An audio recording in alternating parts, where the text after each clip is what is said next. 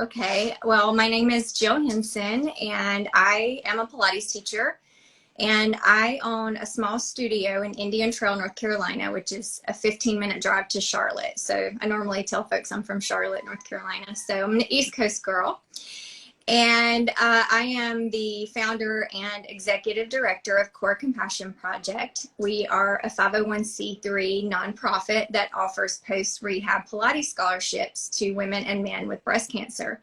And this year we've added 2 new programs. So we now offer fitness bras, and we also offer lymphedema sleeves if necessary. So Wow. pretty excited. Yeah. Yes. And you have your MatRaiser. We're going to talk about that a lot, but like, can you talk about the MatRaiser coming up? Okay, so October we have 2 fundraisers. One is always Girls Night Out, and this is local, where we usually raise about $30,000. But because of the challenges of the past year and a half, 2 years, it's going to be a little different this year. So we're going to have a Girls Night In, and we're actually trying to get host homes to bring people in and help us that way. So that's one thing we have going. And then my wonderful Pilates community, like you guys, we are asking to jump in with us in October and host a donation-only mat class. And then you donate those funds to Core Compassion Project. And that's really what we're counting on this year to carry us through the next year. So pretty excited about it all. Yes. So the donations go directly to the Core Compassion Project, which provides scholarships for people who are post-surgery. For cancer. So one scholarship is valued at $600. Okay. And it's 10 private sessions, and it's post rehab. Post rehab. Okay, cool. Yes, I would love to do that and be a Canadian location for that. So. Oh, that would be so cool. I would love it. I think it'd be so fun. Like, those are the kind of things that we do. And we've been talking so much about business development and micro businesses and all these things. And I don't want to sound self-serving in any way, but in doing that and helping you, it's so much easier for people like me running a small business to ask people to come and try, because you know that it's for another cause. It's for a great cause. And sometimes being warm, fuzzy Pilates people, like that ask and that sale and that closing a sale part are difficult. And it's still more comfortable to ask for money for somebody else than to ask for money for ourselves. Yes. I really struggled even with our project in the beginning, because my studio is 100% separate from Core Compassion Project. But I always struggled because I knew we were teaching women within my studio. So it was always hard. Well, not now, but for a long time, it was really hard for me to say, we need money for this. We need to make money for this. When we've got 200 hours plus coming in a year, you can't sustain a studio if you're just donating all that time, without raising some funds to help with it. I learned that the hard way as well. Yeah, absolutely. Yeah. Right. So so that being said, for those of you out there who have a small studio, or you have your own business, or maybe not you have your own space but want to do an outdoor community thing, piggyback on a cause like this to get people out. Because then you have people who come to see you. You get to showcase your talents as a teacher. You get to connect to some bigger thing, which gets people, and then maybe someone's going to ask you some more questions. Maybe they're going to say, this is perfect for my husband who wasn't here today. Can I get him in to do some sessions with you? When are your online classes? And let that be something that helps to get you more connected with your own community while helping Jill at the same time. And October is Breast Cancer Awareness Month, and people are looking in October on how to support a cause for breast cancer awareness. Yeah. There you go. Yes. So I'm excited about that on a few different levels. So that's very cool that you're doing that. So this is my reflection on hearing you talk the first time. I was blown away by what you're doing, in the sense that you were talking about how in your Pilates background, like you did Stott, you're still curious about learning more about classical. It's almost like, I'm not diminishing your abilities, but like, it's not like you had achieved this super high level of Pilates stardom before starting out with something you're passionate about? Oh no, I was honestly a newer teacher with no clue what I was talking about. I would not have, Let's just be honest. I would have gone that far, but like, Yeah, okay, so so within my first 2 years of opening my studio, I received a couple of clients with breast cancer. And you know, I have a heart for giving back. You know, I think it comes with my faith. You know, mhm, it's not me being special. It's just what I believe in doing. And you know, when I started working with these women, I thought how many more women could benefit. And it just kind of happened that way. And we were very small.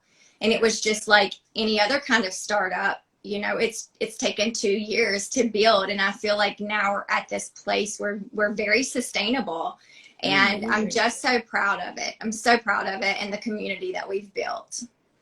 So you have 2 years to get some sustainability and probably to get some legitimacy. Like, okay, well, let's see if they're going to stick around. Like, is this just kind of a fly-by-night passion project, or is this something that actually has some roots? Right. Yeah. I mean, it actually started out, we were going to do a walk, the Avon Walk for breast cancer, and we were going to have a fundraiser for that. So our very first fundraiser was actually for that. It wasn't even for a nonprofit. The Okay. nonprofit happened after that. But we gathered this group of women. It was initially supposed to be in somebody's backyard. And then it just stemmed and became this really big fundraiser, you Mm. know, that we're so proud of. And we hope and plan to get back to next year.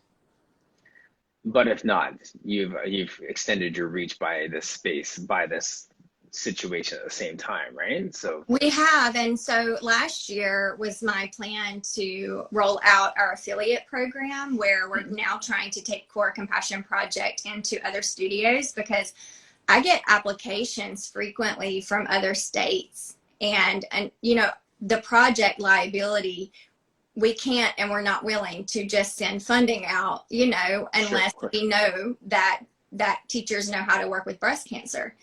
And so we have started the affiliate program, and you know, we're trying to roll that out now. And it's a little confusing for me to go into detail right now, but Mhm. just to let everyone know that for those who do want to fundraise with us in October, should your studio or you become an affiliate with us, we can hold that money that you have raised to benefit women with breast cancer in your area.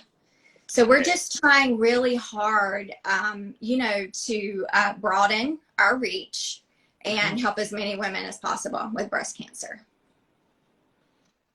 So awesome. Yeah, it is really awesome. I'm Yeah. really proud of it, and it's not me. It's a team effort. We've got a lot of volunteers, and you know, I couldn't do it without them. Absolutely. What's been one of your greatest struggles besides, I guess, like you said, the financial piece of just giving everything away at some point? Yeah.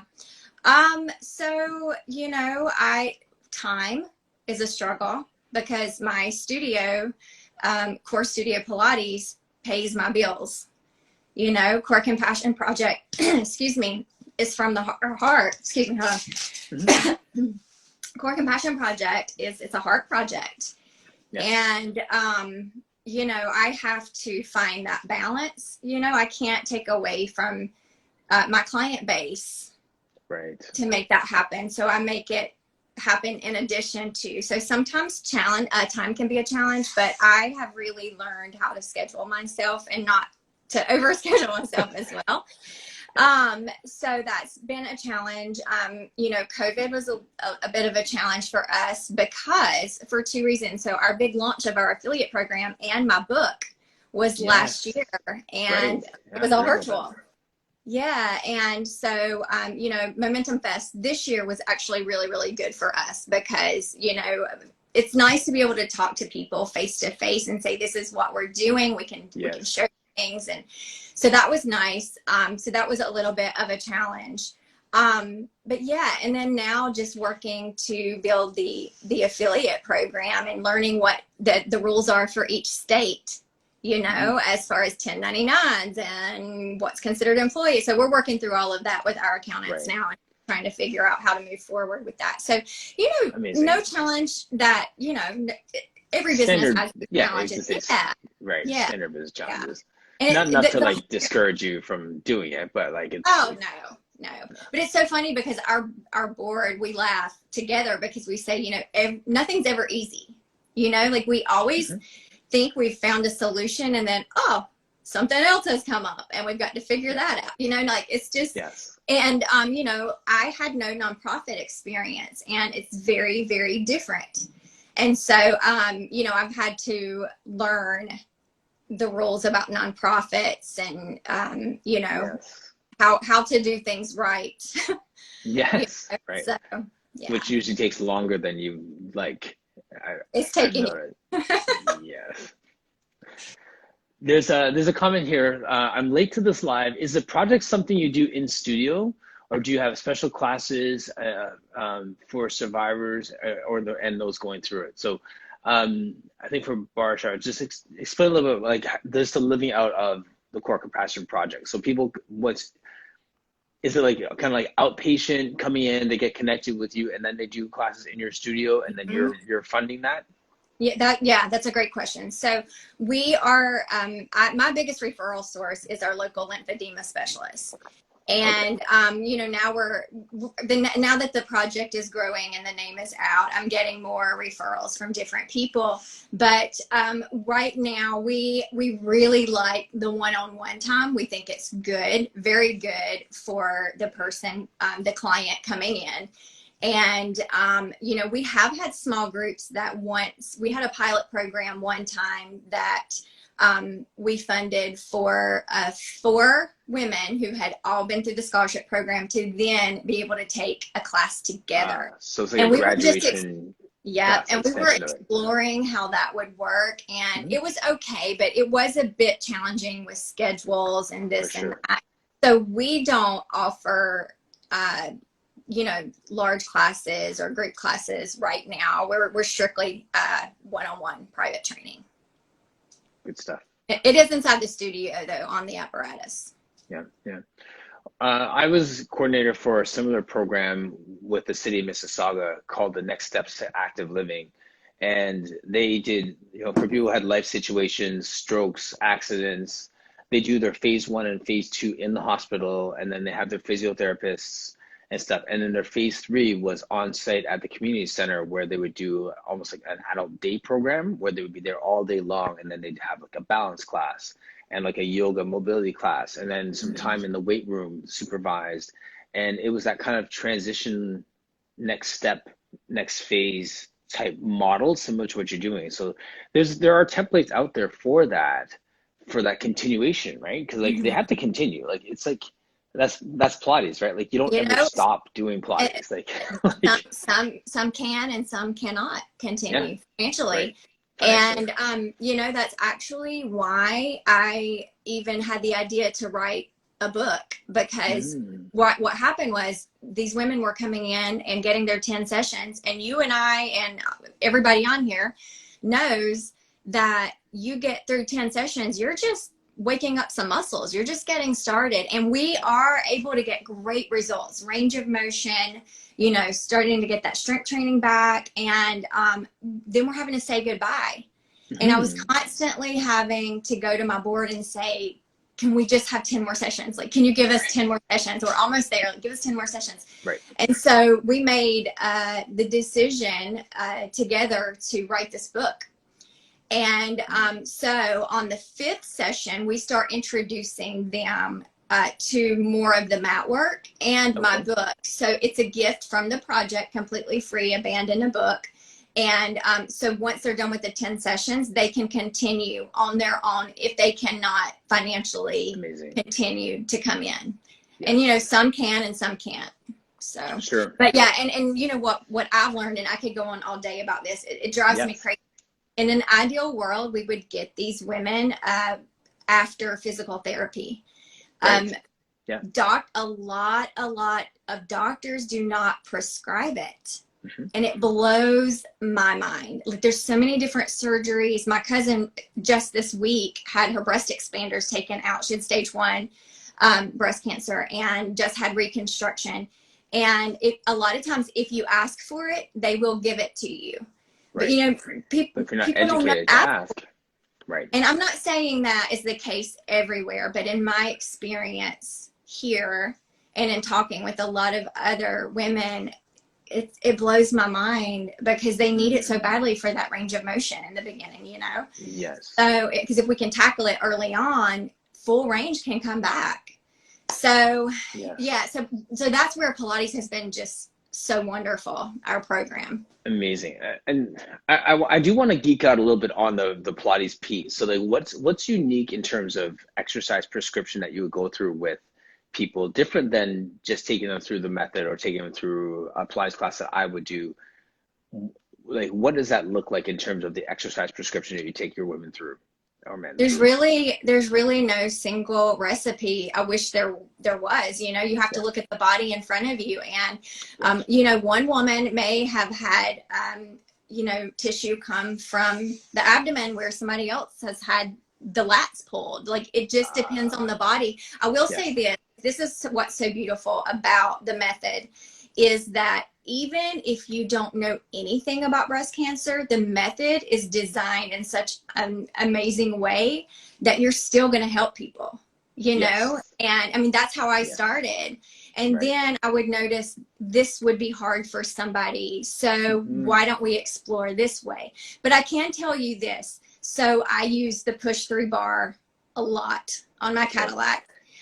And my goal is to get them to a point where they can be in a normal practice as we know it. So it's not recovery forever. I utilize the TRX. I know you're a big fan of the TRX. I also use that. I use the wall. The wall can be your best friend. You know, folks aren't necessarily ready to get to the floor. So the wall can be a good tool. And it's just learning. From the wall, and it's just learning to think creatively and to know that it's okay. I mean, I was that teacher that came out of teacher training like there was one way. And if we did anything different, and I think a lot of us are like that. And I'm actually thankful that I came out that way, because it does make me respect and know the method, you know? But also, not every person in front of you is going to be able to do everything when it comes to breast cancer. So it really made me start thinking outside of the box. And I think we just have to learn, like, if this doesn't work for one person, well, what can we do for this one to make that work, you know? And we don't just focus on upper body. We still try to focus on full body, because, you know, chemotherapy, radiation, it all takes a toll on the body. And so our goal is to get them back to, you know, feeling like they can live a good, normal life. And the emotional benefits of them coming inside the studio have been really significant too. I can imagine. Yeah. That is so cool. Yeah, so I hope we answered your questions there around the regimen for this and how do you teach it to your affiliates. Yeah, there's a lot of, I can see there's a lot of moving parts to this, and it is so it's so great that you have like a team around you and a board and all those people to make that happen, because I'm sure this would have fallen, you know, flat on its face if it was still a one-person show at this point. I couldn't do it. That's why I like for people to know when they say this is, you know, I'm so great. I'm like, really? You guys there's so many people behind the scenes that are so great. It's not me. Yes, exactly. What did you talk about at Momentum Fest? I know Jessica was in the room earlier. So I taught a class based on my book, The Jill Hinson Method for Breast Cancer. And just to answer a question that I saw very quickly, I do teach the affiliates. You have the option of going through my program or through the Cancer Exercise Training Institute, which is another phenomenal program. So our project accepts both. So we do go through that training, and I'm available to come to your studios as well. But I've totally forgot where we were going with that. What did you ask me? I asked you. Oh, I just lost my train of thought. Oh, Momentum Fest. Momentum Fest. That's right. Okay, sorry. I get so excited about this. So I taught my class, a sponsored class based on my book. Okay. And I taught such a fun class called Let Your Lymph Flow. So through all of my training and studying and trying to, find the best things that I can bring my You just students. like lit up, by the way, Jill. Like, you just Oh my like, gosh. So I've been studying the lymphatic system like crazy, and I'm obsessed with it. So I taught a choreographed, really fun class with that. And it was probably, it almost had me in tears when I was planning it. And it wound up being the most fun class. Like I had so much fun with that. And I think everybody really liked it. So I taught 2 classes on that, and I was a part of the Women's Health Roundtable, and then I taught a chair class and a reformer class. wow. So, yeah, and you know how nervous I was. Go ahead and tell them. It's okay. Okay, people, this like shining star in front of me was like super nervous on Friday morning. I just like reached out to her saying, hey, good luck. And she's like, I'm so nervous. I don't know what to do, sort of thing. And I knew you were gonna just kill it, but like it's pre-game nerves, and that's it's like before you play a sport. Like I always feel like if you're not nervous, you really don't care. Like I mean, like you have to like if you have that sense of nervousness, then it's because you want to do well. You want people to experience it. You want it to go like how you envision it in your head, right? So yeah, that's all good. It's all healthy stuff. For me, it was so much bigger than me teaching a class. For me, I was representing over 100 women that had been through our project. I was representing our board of directors who had given 10 years of their time. Some of them are volunteer. Like I knew that this was a huge opportunity for me and for Core Compassion Project. And as far as my career, I'm not sure if anything up to this point had ever been that important to me. And Really? And I probably it was probably a little unhealthy how nervous I was. I was honestly like I could not get myself together, and I should not admit that, should I? But I just think like you gotta be real, for there's sure. something of us. I think that and you know what? I did a really good job, I think. And I left, and I'm usually I'm my own worst critic, and I'm usually very hard on myself. And I left Momentum Fest saying, "There's not one thing I would change."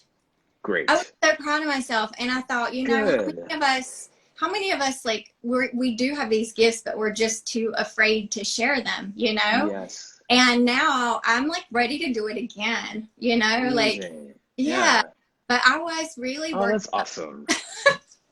No, that's and Karen saying that was the best class ever. Oh, thank you. Like that's good. I mean, I think it's even refreshing to hear you say maybe the second or third time, I'm so proud of myself. Like having a team around you and building this, or having a vision and it happening, or being really like nervous because you spend so much time investing in this content to be able to present it and to represent at the same time, and then to walk away from it feeling like I killed it today. It was a breakthrough weekend for me. It was a breakthrough. I'm ready to step everything up. Like I'm ready, and I knew in my heart I was ready, but the headspace will sometimes mess with us a little bit. So, yeah. I had a similar experience with what conference did I spoke at? I feel so bad that it's slipping me right now, but I was asked to speak at it last minute, and I taught on teaching Pilates to men, and I think that's right. Then John Claude Nelson was teaching in the same time block as me. So we had so we're teaching all these virtual classes. I was sharing the time block with him, and I was teaching Pilates for men, and it's almost like the years of passion and the years of work was just having a moment to be presented. And I wasn't actually, in my case, I wasn't really nervous about it because I felt so comfortable in the content, because I wasn't researching the content, I was living the content. So there's a sense of like, okay, I'm going to walk into this, and obviously I'm going to prepare because that's my nature. But because I was living the content and I presented it and I walked away from it, like same thing, like I wouldn't have changed anything about it. And I felt really good about it. There was that sense of feeling like I yeah, I'm proud of myself in that moment. Yeah. I think we need to own those times, you know, we work too hard not to. Right. Why is it that we don't relish those moments? So, You know, you're not the only person to tell me that nerves are good. Chantel Lopez had a little chat with me before one of my classes too. And, you know, she said she always gets nervous, you know, and I don't know if it's just in our nature of who we are as teachers. You know, I think many of us are humble people, and I think that we can be very, very hard on ourselves. mm-hmm. I think that's what in some ways makes us good teachers. Yeah.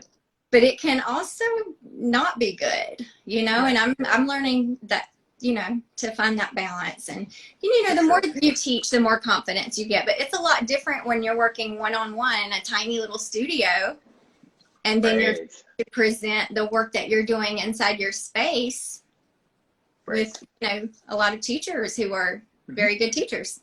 So, it's true. Yeah. Right. And then and the other side to that too, not the other side, but another piece to that is that the work is so important to us. Yeah. You know what I mean? Like that's like your core compassion project, or me introducing men to movement to Pilates. That is like so important to me. Mm-hmm. You know what I mean? So I'm so fueled by that passion, and that overrides any fear of presenting alongside these megastars in this industry, right? Like that doesn't matter anymore because I'm that passionate about this thing. Right. Right. So there's a good side of it. And then the other side is that I'm like paralyzed with nervousness at the same time because I want to do it right. Right. So you know, I think that to the more opportunities that are presented, the easier it gets. Mm-hmm. You know, not that the nerves ever go away, because I've heard that they don't. And, you know, I presented at Momentum Fest last year, but it was a lot different when I could have my notes taped on the wall for me, you know? Yes. And then in addition to that, I was also bringing Core Compassion Project as a vendor to Momentum Fest. So, you know, I just kind of felt the pressure there too, but it was received so well. And, you know, our community, I'm getting emails, I'm getting direct messages, I'm getting invites places now. And so it's exciting to me and scary to see kind of what's going to happen with the project over the next year. You know, it's slow to build, and even having women, you know, or men, because, you know, 1 in 833 men get breast cancer. So it's open to them as well. But I've mostly seen women inside my studio. But even with that, you know, like when COVID hit, even after the shutdown, when we came back, you know, if you're going through treatment or you've been through treatment, you're not necessarily wanting to be around other people. So we slowed down for a bit, but it's starting to pick back up now. We're getting more applications, you know. But I even talked to my local lymphedema specialist who I work with often, and she said they were not even coming into the hospital for, you know, for occupational therapy or for you know, lymphatic treatment, because they were just avoiding hospitals. So I think everything's just slowed down a little bit, but I think it's really going to pick up over the next year. We're probably going to get a swarm. I think so. Yeah. I can read Scoop Pilates and PT's message here. For the longest time, I didn't think I could teach Pilates to a class. I'm a natural introvert.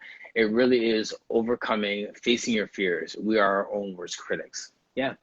I'm an introvert too. People don't realize that about me, but I'm actually extremely introverted. Are you? Mm-hmm. Yep. Yeah. You know, my studio is my your safe space. My safe space. Yeah. Right. So funny. Yeah, well, you're like, and same with Phil Griffin. Like, I mean, like I see all of his posts and I see how passionate he is about stuff, and like he was amazing. I had a great conversation here. Your passion should override everything else. Mm-hmm. It has to. It has to. Yeah. You don't have a choice, really. If you just allow it to have its way, you really don't have a choice. It will put you in situations where you have to just embrace it and just run with it. Right. Or you're fighting against it. Yeah. Or it just dies, you know? Or it dies. Yeah. Yep. I'm just like letting that sit out there, right? Like, that could linger. I've talked to so many teachers who I think they hold themselves back, because they don't have the confidence. And I just want my message to be like, you just have to put yourself out there, like people have really great ideas, but sometimes we just hold ourselves back. I mean, I have in some ways, and I think you just have to, like you said, even before I came on, there's always going to be that one critic, and you have to just learn that that's okay. It's usually a problem with themselves, not with you, Yeah. So I feel like the project has been received so well, but I talked to a lot of teachers who are maybe not in it as long as me now, and they're scared to put themselves on social media. They're scared, and I learned about 5 years ago, you just have to do it. You do. You have to take that first step, Yeah, absolutely. And you'll understand this as a verse in the Bible that I've come back to many times. Is just, a man's gift makes room for him. And what that means is that your gifts and talents, there will be space for you. Like, it will make room for you. You'll be in places and people will find you. They'll discover you. They'll hear that you do this, that, or the other and want you to speak. You'll just naturally rise up as a leader in you'll be in a board setting and think, well, what direction should we go with that? Oh, actually, I have an idea. I say it to my kids all the time, like, they will find you. Like, you know what I mean? Like, if you're that good, they will find you. Yeah. There's a sense of when you're passionate about something, that it's going to surface. You can't hide it long enough. Like, that talent can't be hidden. Eventually it's going to shine. Yeah. So we may as well just embrace it. We may as well just run with it and face any fear that comes with being in that place of that thing we're most passionate about. And you have to be willing to work for it. I mean, Martin, I have so much respect for you, because the fact that you are on here every, most weekdays with, that is a huge commitment. It's work. And it's a commitment on your part, and I just love to see other people doing this kind of stuff. It's like with Core Compassion Project, it has been a lot of work. I wasn't just lucky. Things just didn't happen. I've had a lot of tears, and a lot of happiness, more happiness. But it's been dedication for sure. Oh, absolutely. It is hard work. And every time someone talks about the hard work that I'm putting in, or I see what you're doing and the work you put in, it's like, but this is what I'm called to do. Like, I could, like, the amount of energy that I'd have to put forth to do what you're doing would be exponentially more than you put in to get to this place, because it's not my thing. Right. So for you, it's work, but at the same time, like, that's just how it is. I'm just going to have to learn to say no over here to make this happen over here. And we just kind of go with it. That would be like, I can't be you. Right. And the faster I recognize the fact that I just can't be you and do what you're supposed to be doing, and I'm supposed to do what I'm supposed to be doing, we just flow with it. So yeah, I can appreciate your respect for me for doing this 5 days a week. But the reality is that it's hard, but it's not really that hard for me. Like, this is one of the brightest points in my day. Like, I've been looking forward to Friday with Jill, like, all week long, right? So those are like, that's the easy part for me, is to have these conversations. And something else is super hard, because that's not what I'm called to do. Yeah. When you are passionate about it, and you're giving back and helping people, it's like, it's okay that it's hard. Yes. Right. Which reminds me of the title of our last conversation, which I just extracted from our conversation, was "What Makes You Come Alive?" I need to go back and watch that. Yeah. Because we're talking about the thought that, maybe we're in the same line of thinking around your passion, and just evaluate what are the things that you do in your everyday life that make you come alive, and you need to do more of that thing. Mm-hmm. Whether it's hard or not, it still makes me come alive to Mm-hmm. have this conversation and reflect on it, and then make a podcast on a weekend and just repost stuff because it made me think like this. Yeah. I live for just asking questions and hearing people's stories and all that stuff. Like that makes me come alive. So like I'm trying to do as much of that as possible. I mean, I Mm-hmm. should probably do more billing and invoicing, but like this is like, this is the fun stuff, right? Relatable. So Yeah. yeah. Yeah. Do what makes you, what lights your fire. Yep. Absolutely. Hey, I do have a funny story. Well, it's kind of a story, totally unrelated. So you were talking about it being National Stick Shift Day, and you were also Yes. talking about premarital counseling. Right. When my husband and I first got married, our biggest fight was him trying to teach me to drive a stick shift in his Jeep, and he finally made me get out. Like he Oh was no. teaching me. Yeah. Like kicked you out of the Jeep. Yeah, I mean, we were in the yard, so, it wasn't like I was on the road somewhere, but yeah, Right. biggest fight early on in our marriage was that stick shift. So I don't drive them. Oh, you don't? No. You never mastered it? Nope, never mastered. I decided after that I was just done. Wow. Yeah. But my son does. My son does, so. There you go. Well, I'm gonna start a side business where I'm doing marital counseling based on stick shift lessons. I'll send my husband. Okay. Yeah. Yes, it's couples therapy actually, so we can just see what else comes out of that. Yeah, there we go. I might Yeah. learn how to drive a manual. Yes, there you go. Yes, it's so funny. Tara Rose is saying, I had a friend years ago who tried to teach me and it didn't end well. Oh, yeah. It's not for everybody. It's not. No. Oh, oh, you people. That's okay. That's the way some people like cars, other people like, pets. That's right. There you go. I learned to drive on a 3-speed standard H1980 Camaro. Loved it. There you go. That's funny. Now you've made Martin happy. There you go. Lisa, your cool factor just went up like 10 points right there. I like it. Yes. So your MatRaiser is coming up in October. Mm-hmm. What else do you have going on with your actual studio? Like any online classes, anything in terms of just the studio business side that's going on right now? Nope, not really. I am quietly working on building a library for JillHinson.com. Cool. I eventually plan to have a membership site. That's still, months away. Yes.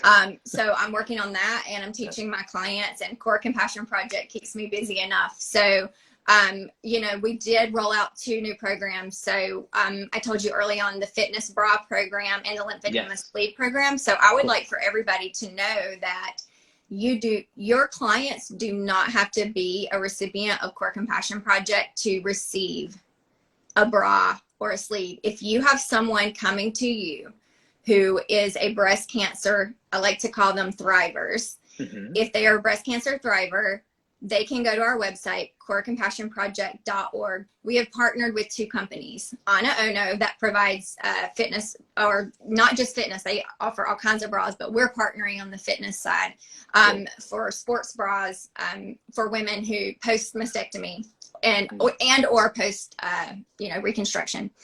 And then if someone requires a lymphedema sleeve to work out, they can also come through our project. They can apply online. It's corecompassionproject.org. There are no strings attached. Mm-hmm. It's just a gift. And, we're happy to help. I'm going to write that in the comment section here, Core Compassion. Project.org. And you can read all there. We've updated our website recently, so you can read all about our affiliate program, my upcoming training.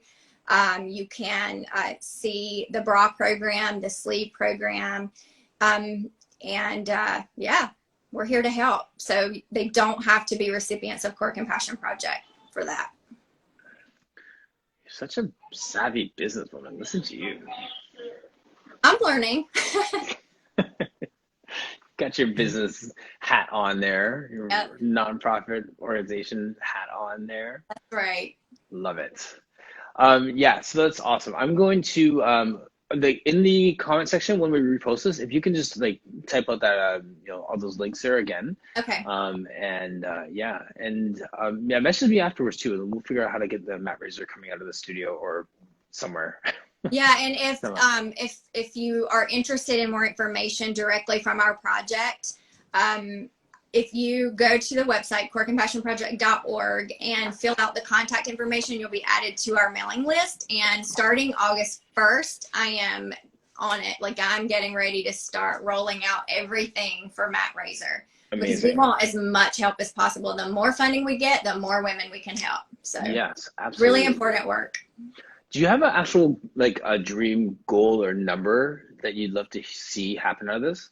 So last year with MatRaiser, I raised our team raised 15,000, and some of that I do believe we would have raised at Girls Night Out. So I think some of our local people, since we didn't have Girls Night Out, still contributed. So I think since we're having a Girls Night In fundraiser as well, that number could go down, to be honest. A little bit. Yeah. So I do have a goal, and it's a big goal, but I would love to see us bring in 30,000. Okay. I set pretty high goals, and if we don't meet it, I'll be okay with that. But I'm gonna sure try my best. Chase after it, girl. Right. Nice. But Awesome. 15,000 was my goal last year, and I and you hit it. Sweet. I think you can do it. I hope that people can jump on that and support you. I mean, you have a whole Momentum Fest army of people who saw and loved you too, right? So yeah, it was received really well. Everybody was so wonderful, and we're so grateful for that. Yeah, amazing. Well, I think you're wonderful too, Jill. So keep doing. I think the same about you. You are doing it. Thank you to everyone who joined us. Tara Rose, I see you. Pilates Hotties IG, Ultimate Serenity Bodywork, Philip Griffin. Please follow all these people. There's such amazing people in the chat here as well. Blossom just jumped in too. Hi, Blossom. Hi, Blossom. And yes, so we are good. So so I'll repost this and then we'll and keep it going. So thank you so much, Jill. So great to spend a Friday with you. I really do. All your work. Thank you. And thanks for always promoting Core Compassion Project. Got you. Cool. All right. Thank you. Take care. All right. See you guys. Bye.